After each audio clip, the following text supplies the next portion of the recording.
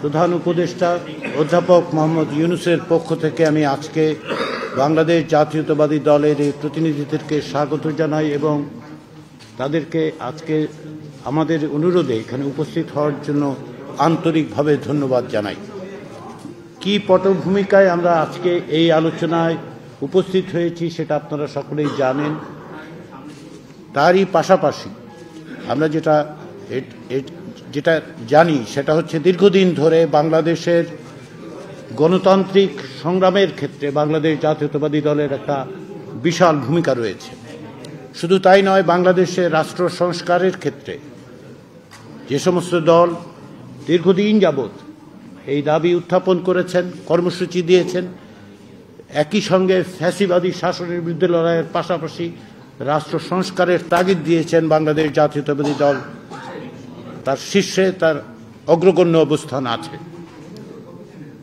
আমরা 5টি কমিশনের পক্ষ থেকে যে সমস্ত সুপারিশ তার কিছু সারাংশ এবং যে সমস্ত বিষয়ে আলোচনার মাধ্যমে রাজনৈতিক দলগুলোর সাথে একটা ঐকমত্য তৈরি করে অগ্রসর হতে চাই সেটা রাজনৈতিক দলগুলোর কাছে দিয়েছিলাম এবং তারই পরিপ্রেক্ষিতে বাংলাদেশ জাতীয়তাবাদী দলের পক্ষ থেকে আন্তরিকভাবে সুচিন্তিতভাবে আমাদেরকে তাদের মতামত জানিয়েছেন।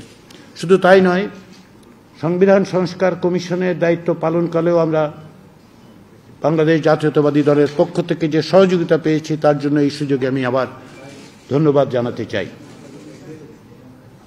আমরা এই আলোচনার মধ্য দিয়ে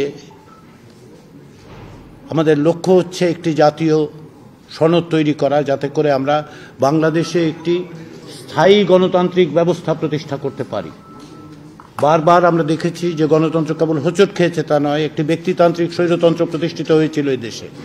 সেগুলো যাতে ভবিষ্যতে না ঘটে, যার বিরুদ্ধে বাংলাদেশের রাজনৈতিক গণতান্ত্রিক শক্তিগুলো দীর্ঘদিন সংগ্রাম করেছে এবং জাতীয়তাবাদী দল তার অগ্রগণ্য হিসেবে ভূমিকা পালন করেছে, সেই জায়গায় সেই প্রাতিষ্ঠানিক রূপ দেওয়ার জন্যই এই প্রচেষ্টা।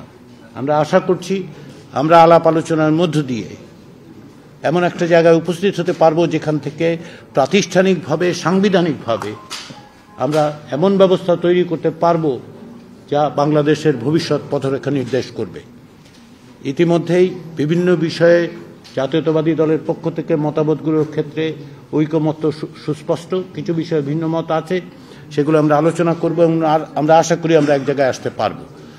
সেই জন্যই এই আলোচনা। আমি বারবার যেটা বলি, আবারও বলি, আপনাদের যারা গণমাধ্যমে তারা জানেন, আমি বারবার বলি যে টেবিলের দুই ধারে বসলেও আমরা আসলে দুই পক্ষ নই।